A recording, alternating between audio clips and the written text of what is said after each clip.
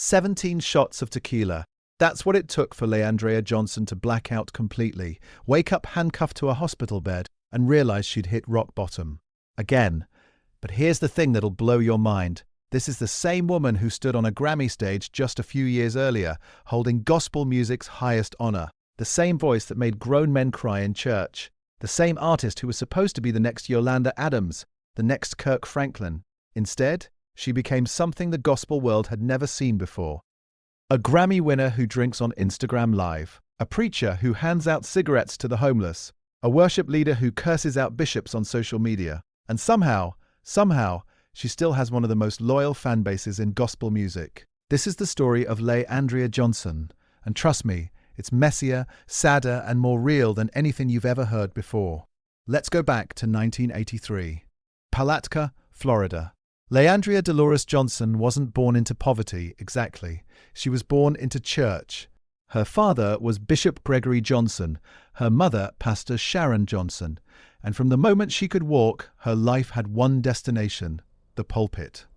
2 years old, that's when she started singing. Not in a cute look at the baby way, in a this child has been touched by something supernatural way. By the time she was a teenager, she wasn't just singing in her father's church, HQ Ministries in Altamonte Springs. She was leading worship. Praise and worship leader at 17. And the voice? Let me tell you about the voice. It wasn't pretty. It wasn't polished. It was visceral, raw. The kind of voice that doesn't ask for your attention. It demands it, rips it from you, makes you feel things you didn't know you could feel in a church building. When she was 17, she performed at Pastor Shirley Caesar's annual conference. 8,000 people in attendance. She wasn't nervous, she was ready. Because this is what she'd been preparing for her entire life. But here's what nobody tells you about being ready for gospel stardom. It doesn't pay the bills. For years, Andria worked as a certified VPK teacher. That's voluntary pre-kindergarten, for those who don't know. She changed diapers. She taught kids their ABCs. She went home tired every single night, wondering if the music thing would ever actually happen. She wrote songs, produced demos, performed at churches that paid her in exposure and fried chicken dinners. And then, in 2010, everything changed. BET's Sunday Best, Season 3. If you don't know the show, think American Idol meets church. Gospel singers competing for a recording contract, some cash, and the chance to become the next big thing in Christian music. Andria decided to audition in New Orleans. She was 27 years old, mother to 3 kids, and absolutely desperate for a breakthrough. Here's the thing though, the day before her audition, her house was foreclosed. Read that again, the day before. So she shows up to this audition, this potentially life-changing moment, wearing flip-flops and socks, not as a fashion statement, because that's literally all she had. The clothes on her back, no backup outfit, no camera-ready look, just a woman who'd lost everything, holding on to one last hope. The producers almost didn't let her audition, too rough around the edges, too unprepared, too real. But then she opened her mouth. She sang, "This is the day," and every single person in that room felt it. You know that feeling when someone sings and you forget you're watching a TV show, when it stops being entertainment and starts being ministry? That's what happened. The judges were in tears. Kirk Franklin was in tears. The audience was on their feet before she even finished. She didn't just make it through, she dominated. Week after week, she didn't sing songs, she possessed them. Jesus be a fence around me, the Lord's Prayer, each performance more powerful than the last. June 20th, 2010, she was crowned the Season 3 winner. The prize, a recording contract with Music World Entertainment, a 2010 Ford Taurus, SHO, and $50,000 in cash. But more than that, she got her dignity back, her dream back, her life back. At least, that's what everyone thought. 2011 was Andria's year. The Awakening of Andria Johnson dropped and immediately shot to #1 on the Billboard Gospel charts, not just charted. #1. The single Jesus wasn't just a song, it was a movement. Churches across America were playing it. Radio stations couldn't stop spinning it. And Andria, she was everywhere. The BET Awards, the Stellar Awards, gospel brunches, church conferences, everywhere you looked, there she was, dressed in her signature elegant style, belting out songs that made the Holy Ghost show up whether you believed in it or not. And then came February 12th, 2012. The Grammy Awards. Andria Johnson became the first Sunday Best winner to ever win a Grammy. Best Gospel/Contemporary Christian Music Performance for Jesus. Think about that. From flip-flops at an audition to holding a Grammy in less than 2 years. From foreclosure to standing on music's biggest stage. It was the ultimate redemption story. She released The Evolution of Andria Johnson later that year.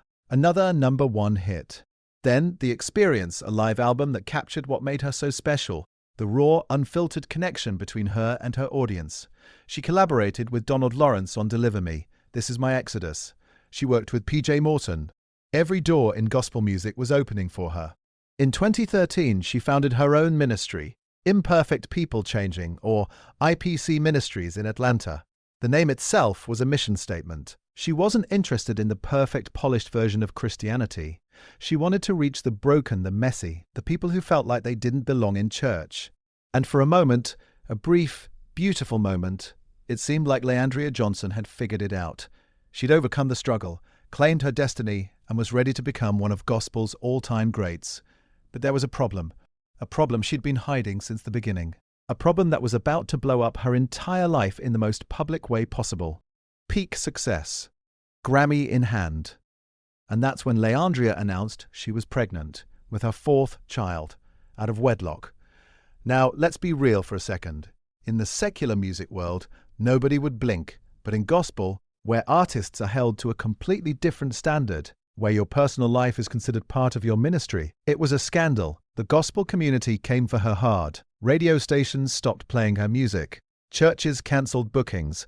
Industry veterans who championed her suddenly went silent. She tried to push through, kept performing, kept recording, but the whispers never stopped. Then came 2015, Preachers of Atlanta. The reality show was supposed to showcase different approaches to ministry in Atlanta. Andria's approach, meeting people where they are. Sounds nice, right? Until you see what that actually looked like. She handed out cigarettes to people on the streets, condoms to the homeless. Her reasoning, how can I tell you about Jesus if you won't even talk to me? Let me give you what you need right now, build a relationship, and then we can talk about God. They understood she was trying to break down barriers, to show that church people aren't better than anyone else. But most people, they were horrified. You're a gospel singer handing out cigarettes? What kind of ministry is that? And then came the Periscope incident. Andria went live on the now-defunct Periscope app, and she wasn't singing, she was drinking, visibly intoxicated, using profanity, ranting about the hypocrisy in the church, about how everyone wants her to be perfect but nobody actually cares about her as a person. It went viral, not in a good way. The Essence Festival dropped her from their lineup immediately. The message was clear. Gospel music has limits, and Andria had crossed them. But she wasn't done. Not even close. The rant that changed everything. She posted a video, expletive-filled, angry, raw, where she went off on the church and specifically targeted gospel legend Bishop Marvin Winans. She said he treated her like a peasant. She said she was tired of this Christianity BS. She said the church was full of politics and fake people, every word dripping with pain, every sentence burning bridges she'd never be able to rebuild. The gospel industry didn't just distance themselves, they ghosted her. Completely. And through all of this, through the pregnancy scandal, the reality TV controversy, the drunken live streams, the Marvin Winans rant, one question kept coming up. What is happening to Andria Johnson? The answer was simpler and sadder than anyone realized. Alcoholism. That's the word Andria finally said out loud. After years of incidents and explanations and excuses, she finally named the demon she'd been fighting. It started, she said, after her brother died. Grief has a way of finding your weakest point and setting up camp there. For Andria, that weak point was a bottle. She described alcohol as her pillow, the thing she'd lean on when the pressure got too heavy, when the criticism got too loud, when the expectations became suffocating. It's a daily walk, she told people. Not a one-time struggle. Not something you overcome once and forget about. A daily, exhausting, never-ending battle. And then she told the story of the 17 shots. 17 shots of tequila, back to back. She blacked out completely. Woke up needing sedation, handcuffed to a hospital bed. Medical staff trying to calm her down while she had no idea where she was or how she got there. It should have been her wake-up call. The moment where everything changed. But addiction doesn't work like that. She got a DUI, and because it wasn't her first offense, the judge wasn't playing games. 30 days in jail, court-ordered alcohol monitoring ankle bracelet. And here's the thing that so Andria, She didn't hide it. She wore that ankle bracelet during public performances. On stage, in front of thousands of people, she'd literally point to it and say, "This is what accountability looks like." Some people respected that transparency. Others saw it as embarrassing, unprofessional, further proof she wasn't fit to be a gospel ambassador. She claimed sobriety multiple times over the years, posted about her journey, talked about healing, about growth, about being better, and every time, people wanted to believe her. Because despite everything, despite the controversy and the mess and the drama, people still loved Andria Johnson. They loved her voice. They loved her honesty. They loved that she wasn't pretending to be perfect. But then December 2024 happened. December 16th, 2024, Greenville, South Carolina. Police were called to a restaurant. The complaint, a woman causing a disturbance, screaming profanities at other patrons, heavily intoxicated. When they arrived, they found Andria Johnson walking out of her shoes, literally walking out of them into traffic, so drunk she couldn't even keep her footwear on. Open container in hand, belligerent, incoherent. She was arrested for public intoxication. And just like that, years of claimed sobriety vanished. All the posts about healing, about growth, about being in a better place, gone. Exposed as either wishful thinking or outright lies. The gospel community's response was split. Some people said, "That's it. I'm done. I can't keep supporting someone who clearly doesn't want to get better." Others said, "This is exactly why she needs our support. Addiction is a disease. Relapse is part of recovery. She needs compassion, not judgment." And Andria herself, she's been quieter than usual. No grand apology tour, no explanatory posts, just silence. Because what's left to say? What explanation could possibly make sense at this point? So who is Andria Johnson? Is she a cautionary tale? A once great artist who threw it all away for alcohol and controversy? Is she a victim? Someone crushed by the impossible standards of gospel music and a church culture that demands perfection while offering little grace? Or is she something else entirely? Something more complicated than a simple hero or villain narrative? Here's what I know. Andria Johnson has one of the most powerful voices in gospel music history. That's not opinion, that's fact. When she sings, something supernatural happens. I also know she's hurt a lot of people, disappointed a lot of people, let down everyone who believed in her, including herself. But I also know this: she's never pretended to be someone she's not. In an industry built on image and respectability, Andria showed up as her full, messy, broken self. She didn't give us the sanitized redemption arc we wanted. She gave us the truth, even when it was ugly. Her supporters see her as a mirror to a judgmental church system, a woman showing the messy middle of recovery instead of jumping straight to the victory testimony. Her critics see her as someone who's squandered every opportunity, who uses transparency as an excuse for destructive behavior. They're probably both right, because Andria Johnson isn't a symbol or a lesson or a cautionary tale. She's a human being, a deeply talented, deeply troubled human being fighting a battle most of us will never understand.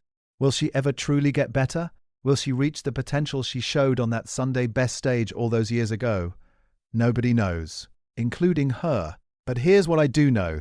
Somewhere tonight, someone's playing Jesus in their car, crying, healing, finding God in that voice.